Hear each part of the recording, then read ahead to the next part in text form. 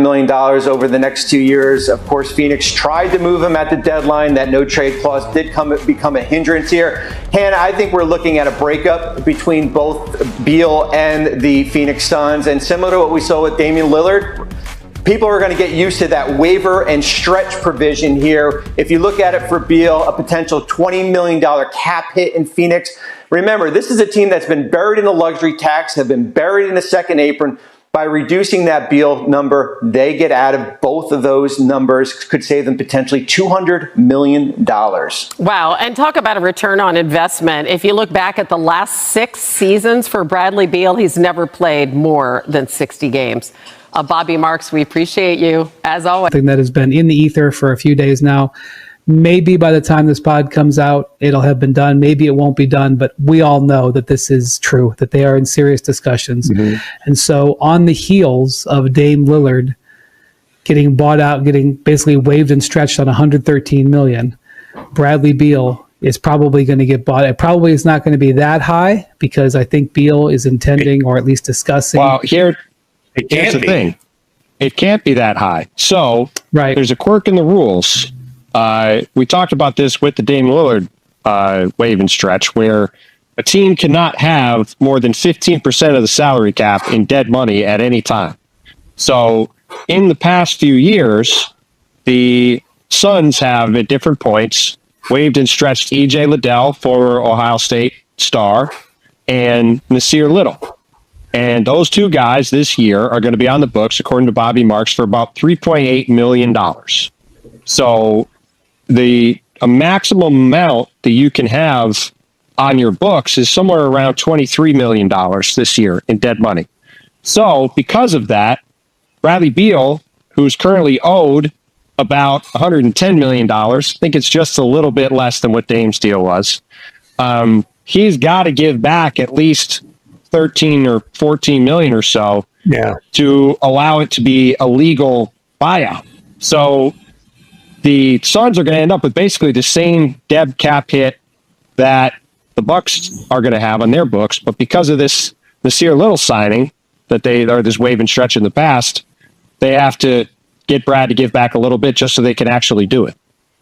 And look, typically a buyout is a guy gives back the money he's getting on his next deal. You know, I don't know. Is there a situation now where Beal can get $14 million? Is there a team that has the full non-taxpayer mid-level? I don't see one. There's a few teams that would make sense for him. I don't know how far in a realm go it.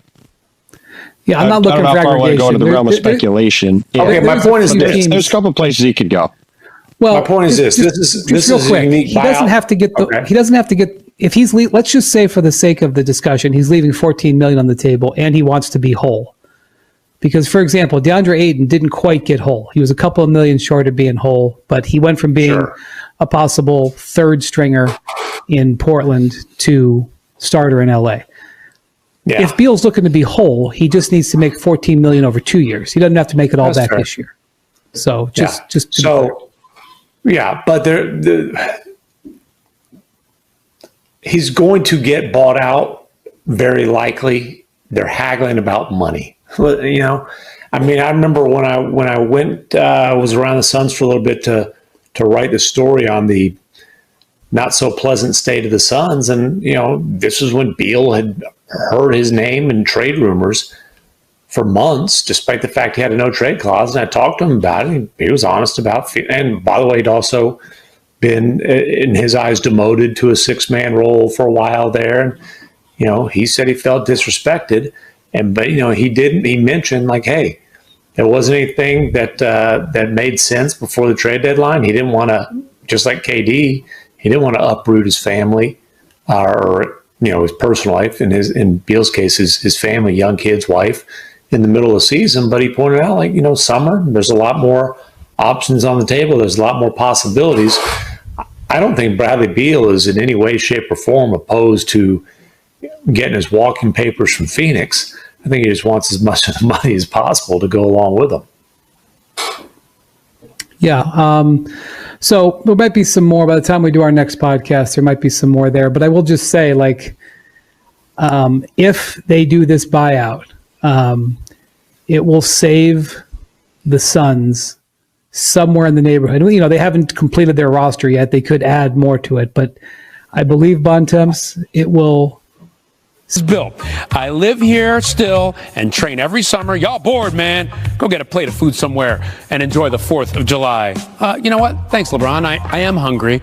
For more speculation, that was cheesy, but Bobby Marks is our ESPN NBA front office insider to help sort through all of this. So, Bobby, look, there's a lot of talk about LeBron's future with the Lakers after Rich Paul's cryptic statement about James wanting to compete for championships, but knowing the Lakers are looking to the future. So, what are the chances that he could be on the move this summer?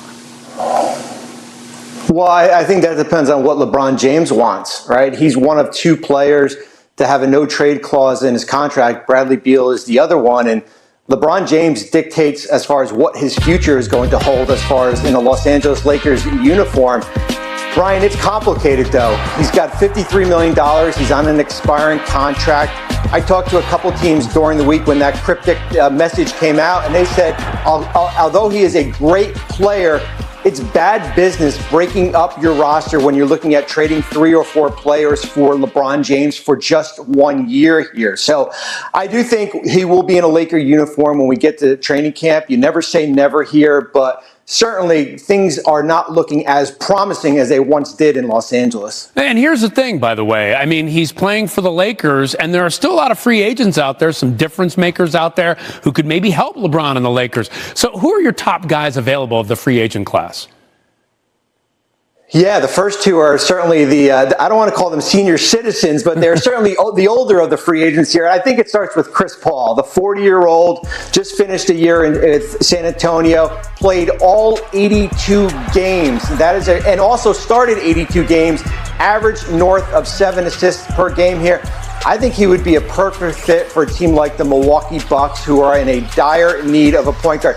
The next is certainly Al Horford, the 39-year-old former NBA world champion. Here's a player that's averaged at least 6 rebounds per game in his career. Keep an eye on a team like possibly the Golden State Warriors. They need front court depth. Horford would be a perfect fit in Golden State. And then, of course, the group of 4, I call them. This is the restricted free agent group. Josh Giddey, Jonathan Kuminga, Quentin Grimes, Cam Thomas. Those players should be off the board, but they are restricted free agents. Their team has the right to match on any offer sheet. The market has dried up with cap space. There is no money out there for a team to give an offer sheet. So we'll see what happens with the future of those 4 players. Every single one of those guys on that list could help a contender. We'll see if any of them are on the move, but those restricted guys. So they've added Jake LaRavia and lost Dorian Finney-Smith so far, who went to the Rockets, by the way. So, Ramona, how do you feel about the Lakers currently? I'm waiting. I'm waiting to see what else they do. As their fan base is. Right? Like, waiting. I mean, I don't like to decide who won or lost the offseason today.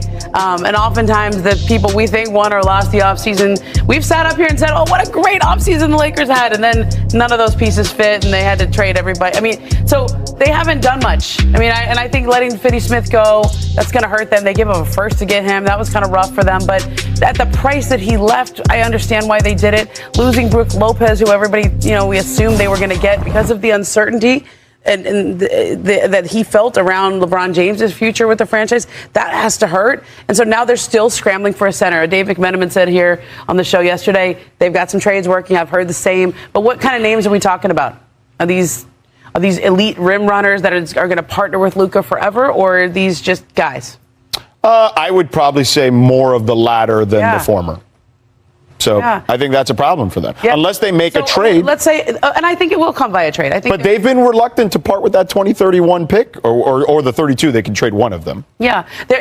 They are reluctant to put in future assets, but I also they have to do something, and I think they recognize that. I know they have a few things going, so I'm going to say incomplete. Okay, waiting. Fair enough. Bobby's at the board. Let's get to Bobby at the board with the Lakers. Bobby, what do you got? I would agree with Ramon. I would give them an incomplete also because we've been talking since February about trying to get a center, and right now for today it's Jared Vanderbilt who's better served coming off the bench. I would certainly pay attention to what happens with DeAndre Ayton. He clears waivers at 5 p.m. Eastern time today. My big concern also, George, is their bench, right? As far as where their bench is, they certainly signed Jake LaRavia. And here's what's left, Dalton Connect. Here's some of the big questions right now. They've got two exceptions, $8 million and $5.1 million. But watch out for the first apron. They're $14 million below. So you combine both of them, you can sign separate players. You're going to be right pressed against that number. These two right here are connected.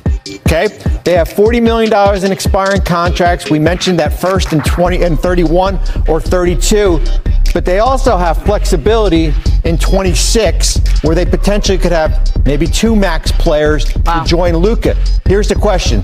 If there's a trade out there for the Lakers where they have to take back money that stretches into next season and it doesn't really move the needle that much, but it gets them better a little bit, would they go out and do that here and take away some of that flexibility for next